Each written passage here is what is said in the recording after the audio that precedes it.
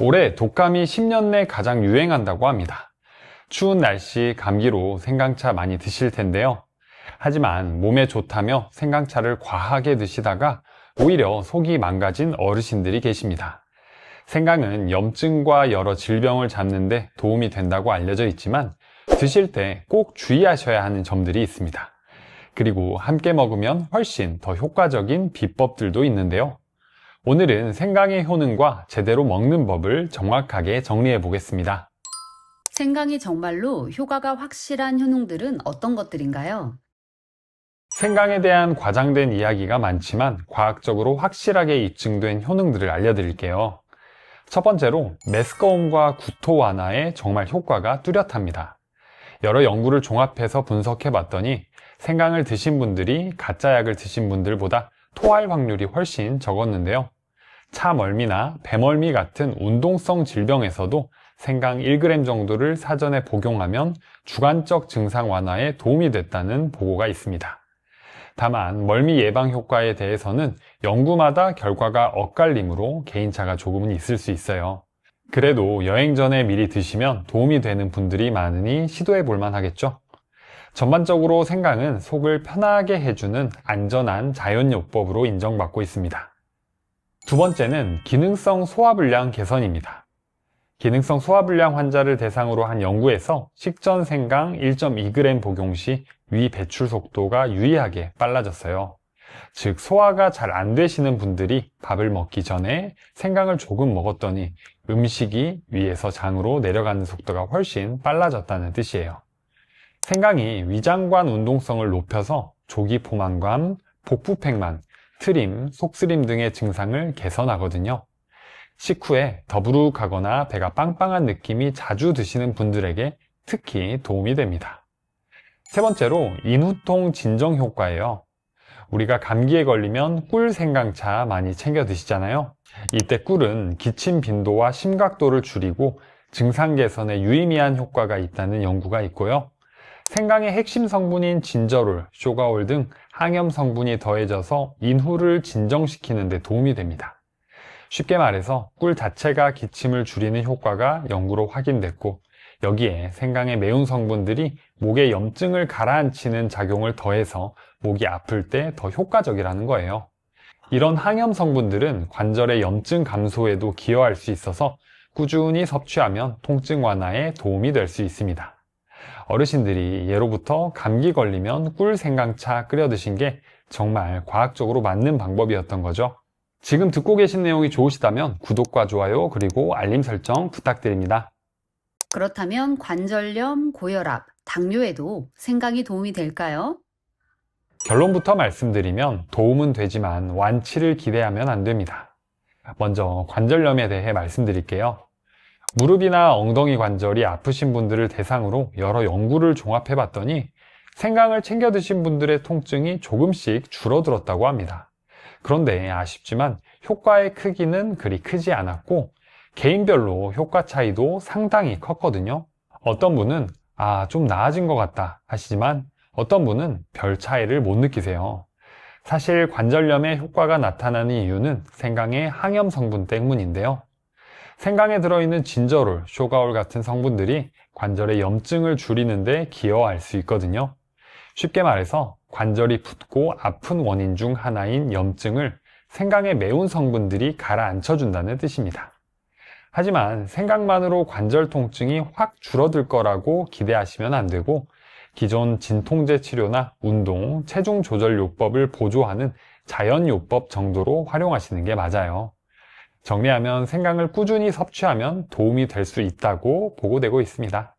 그럼 고혈압은 어떨까요? 2019년 발표된 임상시험들의 메타 분석에 따르면 평균 6주에서 8주간 하루 3g 이상의 생강 보충제를 복용했을 때 수축기 혈압은 약 6.4, 이완기 혈압은 약 2.1 감소 효과가 보고되었습니다. 그런데 이 효과는 50세 이하, 비교적 젊은 층에서 고용량의 생강 캡슐을 섭취한 단기간 동안만 주로 나타났어요. 우리가 평소에 드시는 생강차나 음식 조미료 수준으로는 혈압에 큰 영향을 주지 않고 전반적인 혈압 관리에 미치는 영향은 경미한 수준입니다. 절대 혈압약을 대체할 수는 없고 나트륨을 줄이고 건강한 식단을 유지하는 데 보조 역할하는 정도로만 생각하세요. 당뇨는 사실 가장 복잡한 상황이에요. 일부 임상시험에서는 생강가루를 하루에 2에서 3g 정도 드신 분들이 공복혈당과 당화혈색소를 유의미하게 낮추었다는 긍정적 결과가 있었어요. 하지만 2024년 메타 분석에서는 5개의 무작위 임상시험을 분석했는데 생강을 먹은 사람들의 공복혈당이나 당화혈색소가 유의미한 차이를 보이지 않았다고 보고했거든요. 즉 어떤 연구에서는 당뇨에 좋다고 했는데 최신 연구에서 여러 결과를 다시 종합해보니 실제로는 별 효과가 없었다는 결론이 나왔다는 뜻입니다. 연구마다 결과가 엇갈리니까 확실하게 당뇨에 좋다고 말하기 어려운 상황이에요. 다만 긍정적인 부분은 있는데요. 생강의 항염 및 항산화 효과를 통해 당뇨 합병증 위험을 낮추는 데는 도움이 될 수 있거든요. 쉽게 말해서 당뇨 자체를 치료하지는 못하지만 당뇨로 인해 생기는 다른 문제들을 예방하는 데 도움이 될 수 있다는 뜻입니다. 정리하면 생강은 당뇨, 고혈압, 관절염 같은 질환들의 보조적인 도움은 될 수 있지만 치료를 기대하는 건 힘들다는 거예요. 생강을 어떤 음식과 함께 먹으면 더 좋을까요? 생강을 드실 때 함께 먹으면 좋은 음식들이 몇 가지 있는데요. 지금부터 하나씩 설명해 드릴게요. 첫 번째로 레몬과 생강 조합이 정말 좋습니다. 레몬의 풍부한 비타민C는 식사 중 섭취한 식물성 철분의 흡수를 높여주는 역할을 합니다. 쉽게 말해서 시금치나 콩류에서 나오는 철분을 우리 몸이 더 잘 흡수할 수 있도록 도와준다는 뜻이에요. 그리고 레몬의 상큼한 향과 비타민C가 생강의 매운맛을 부드럽게 보완해줘서 지속적으로 섭취하기도 좋습니다. 따뜻한 레몬 생강차는 수분 섭취량을 늘리고 몸을 따뜻하게 해주는 효과도 있어서 소화 촉진과 수분 보충에 일석이조예요. 단 주의하실 게 있습니다. 레몬의 산도가 치아에 해로울 수 있어서 마신 후에는 입안을 물로 헹구고 산에 노출된 치아 표면이 안정될 때까지 30분 정도 지나고 나서 양치하는 것이 좋습니다. 두 번째는 강황, 후추, 생강의 조합입니다. 강황의 주성분인 커큐민은 건강에 좋지만 체내 흡수율이 낮은 단점이 있는데요. 이때 후추의 피페린을 함께 섭취하면 커큐민의 체내 흡수율이 최대 20배 증가합니다. 즉 후추 성분이 강황의 좋은 성분을 20배나 더 잘 흡수할 수 있게 도와준다는 뜻이죠. 생강도 항염 및 항산화 작용을 갖고 있어서 강황과 함께 섭취하면 염증 완화 효과를 높여줄 수 있어요. 강황가루, 후추, 생강을 우유나 두유와 함께 끓여 마시면 관절이 좋지 않은 분들의 생활 속 염증 관리 루틴으로 도움이 될 수 있습니다. 세 번째로 비타민 B6가 풍부한 음식과 생강 조합입니다. 비타민 B6는 임신 입덧 치료에도 쓰일 만큼 메스꺼움 완화에 효과적인 영양소거든요. 달걀, 감자, 바나나, 콩류 등의 비타민 B6가 풍부한데 이러한 식품들과 생강을 함께 섭취하면 메스꺼움 개선에 도움이 됩니다. 혹시 아침에 일어났는데 속이 안 좋을 때 달걀 프라이와 구운 감자 그리고 생강차를 곁들여 드시면 딱 좋습니다. 마지막으로 꿀과 생강 조합입니다. 꿀은 자체적으로 인후 통증을 완화하고 기침을 줄이는 효과가 입증되어 있어요. 생강의 매운 성분인 진저롤, 쇼가올 등이 목의 염증을 줄이고 통증을 누그러뜨리는 데 일조할 수 있어서 꿀과 생강의 조합은 감기철 목 관리에 특히 좋습니다. 다만 당뇨병이나 공복혈당이 높은 분들은 꿀이 혈당을 올릴 수 있으므로 꿀은 생략하고 무가당 생강차만 드시는 게 안전합니다. 생강과 절대 함께 먹으면 안 되는 음식이나 약이 있나요? 네, 생강이 몸에 좋다고 해서 아무렇게나 드시면 안 됩니다. 특히 약을 드시는 분들은 꼭 주의하셔야 할 조합들이 있거든요. 첫 번째로 항응고제나 항혈소판제를 복용 중이신 분들입니다. 와파린이나 아스피린 같은 혈전 예방 약물을 드시는 분이 생강 보충제를 고용량으로 드시면 출혈 위험이 높아질 수 있어요. 생강이 혈소판의 트롬복산 생성을 억제해서 피가 응고되는 시간을 늘릴 수 있거든요. 쉽게 말해서 피를 묽게 만드는 약과 생강이 만나면 너무 묽어져서 위험할 수 있다는 뜻이에요. 음식 조미료 정도로 쓰시는 건 괜찮지만 생강 캡슐이나 농축액은 반드시 주치의와 상의하고 드세요. 두 번째는 인슐린이나 혈당 강화제를 드시는 분들이에요. 생강이 인슐린 민감도를 높일 가능성이 있다고 여러 연구에서 나왔거든요. 당뇨약과 함께 생강을 많이 드시면 드물게 저혈당 위험을 높일 수가 있습니다. 혈당이 갑자기 떨어져서 어지럽거나 식은땀이 날 수 있다는 뜻이죠. 그래서 당뇨로 약물 치료 받으시는 분은 하루 4g 이하로 제한하시는 게 좋습니다. 세 번째는 공복에 자극적인 음식과 함께 드시는 건 피하세요. 위가 빈 상태에서 레몬을 너무 많이 넣은 생강차나 매운 고추와 생강을 함께 드시면 위벽이 심하게 자극받을 수 있습니다. 산도가 높은 음식과 매운 생강이 만나면 속쓰림이나 위산 역류가 악화될 수 있거든요. 특히 역류성 식도염이나 만성 위염이 있으신 분들은 꼭 식후에 연하게 드시는 게 좋습니다. 네 번째로 담석증이 있으신 분들입니다. 연구에 따르면 생강이 담즙 분비를 자극해서 담낭을 수축시킬 가능성이 있다고 하는데요. 담석이 있는 상태에서 담즙 흐름이 늘어나면 돌이 움직이거나 담관을 막아서 심한 통증을 유발할 수 있다고 합니다. 그래서 담석 진단 받으신 분은 생강을 소량씩만 음식으로 드시는 게 좋습니다. 마지막으로 레몬 생강차 드신 후에는 바로 양치하시면 안 됩니다. 레몬의 강한 산성이 치아 범랑질을 일시적으로 약하게 만드는데 이때 칫솔질을 하면 범랑질이 깎여 나갈 수 있거든요.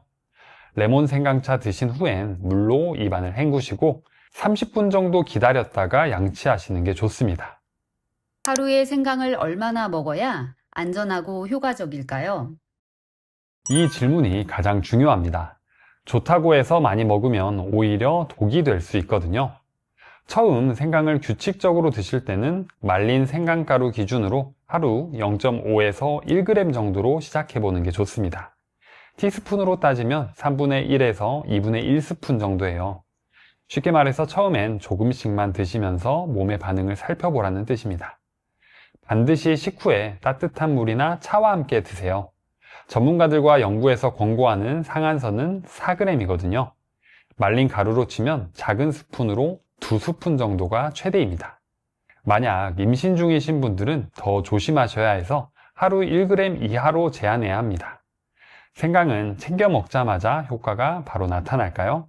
아쉽게도 그렇지는 않습니다. 생강의 효과는 보통 4주에서 6주 이상 꾸준히 드셔야 느낄 수 있어요. 이틀에서 3일 먹고 효과가 없네 라고 생각하시면 안 되고 최소 한 달은 기다려 보세요. 생강을 드실 때는 용도에 맞춰서 골라 드시는 게 좋은데요.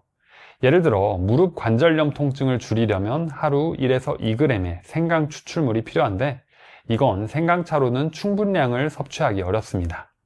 그래서 생강 추출물 영양제로 챙겨 드시는 게 좋고요. 반면에 집에서 편하고 가볍게 생강차로 챙겨 드시면 향긋하고 따뜻해서 위를 편하게 해주고 수분 보충도 되니까 일상적인 건강 유지에 좋겠죠? 그렇다면 생강을 장기간 먹어도 괜찮을지 궁금한 분 계시죠? 다행히 생강은 오랜 기간 사용되어 온 만큼 3개월까지는 특별한 독성 없이 안전하게 드실 수 있습니다. 인체 연구에서도 3개월 지속 투여한 사례들이 있고 별다른 문제가 보고되지 않았거든요. 다만 가끔 속쓰림, 트림, 가슴쓰림, 더부룩함 같은 증상이 나타날 수 있어요. 이런 증상이 생기면 먼저 드시던 양을 절반으로 줄여보세요. 그래도 불편하면 일시적으로 중단하시고 심하거나 피부 발진 같은 알레르기 반응이 나타나면 즉시 중단하고 전문가와 상담하는 게 좋습니다. 과유불급이니까 적정량을 꾸준히 드시는 게 가장 좋습니다. 어떤 사람들이 생강을 특히 조심해서 먹어야 하나요? 생강이 안전하다고는 하지만 특별히 조심하셔야 하는 분들이 있어요. 첫 번째로 수술을 앞두신 분들이요. 생강이 혈소판 응집을 억제해서 수술 중에 출혈 위험을 높일 수 있거든요. 쉽게 말해서 피가 멈추는 걸 방해할 수 있다는 뜻입니다. 그래서 수술 2주 전부터는 생강 보충제나 캡슐 복용을 중단하셔야 합니다. 음식 조미료 정도는 크게 문제없지만 농축된 형태는 꼭 피하세요. 그리고 치과 치료 받으실 분들도 마찬가지예요. 발치나 임플란트 같은 출혈이 있는 시술 전날부터는 생강 보충제를 안 드시는 게 안전합니다. 두 번째로 고혈압약, 당뇨약, 심장약을 드시는 분들은 생강과 상호작용 가능성이 있어서 주의하셔야 합니다. 특히 항응고제나 항혈소판제를 드시는 분들은 출혈 위험 때문에 반드시 의사와 상의하셔야 해요. 여러 가지 건강보조제나 약을 함께 드시는 분일수록 더 조심하세요. 세 번째로 임신 중이신 분들도 용량 제한이 있습니다. 일반 성인은 하루 4g까지 괜찮지만 임신 중에는 하루 1g 이하로 제한해야 합니다. 입덧 완화에 도움이 되긴 하지만 과량 섭취는 피하세요. 마트에서 파는 생강, 어떤 걸 골라야 하고 어떻게 보관해야 하나요? 마지막으로 실용적인 팁들을 알려드릴게요. 먼저 좋은 생강은 껍질이 매끈하고 단단해야 합니다. 손으로 눌러봤을 때 물렁하거나 쭈글쭈글한 건 피하시고 표면에 곰팡이나 검은 반점이 없는 걸 선택하세요. 냄새를 맡아보시면 향긋하고 매콤한 냄새가 나는 게 신선한 거예요. 신선한 생강은 냉장고에 보관하시면 2주에서 3주 정도 신선하게 드실 수 있어요. 오래 보관하시려면 껍질을 벗기고 갈아서 얼음틀에 넣어 얼리면 좋습니다. 필요할 때마다 하나씩 꺼내서 쓰시면 편하고 영양소 손실도 적어요. 생강가루는 밀폐용기에 넣어서 서늘하고 건조한 곳에 보관하시면 됩니다. 변질됐는지 확인하는 법도 알아두세요. 신선한 생강이 물렁해지거나 곰팡이가 슬었으면 바로 버리시고요. 생강가루는 색깔이 변하거나 덩어리가 생기면 습기가 들어간 거니까 버리시고 새 걸로 드시는 게 좋습니다. 오늘 내용이 도움이 되셨다면 구독과 좋아요 그리고 주변 소중한 분들께 공유 부탁드립니다. 잘 들었습니다 댓글 한마디가 저에게는 큰 힘이 됩니다.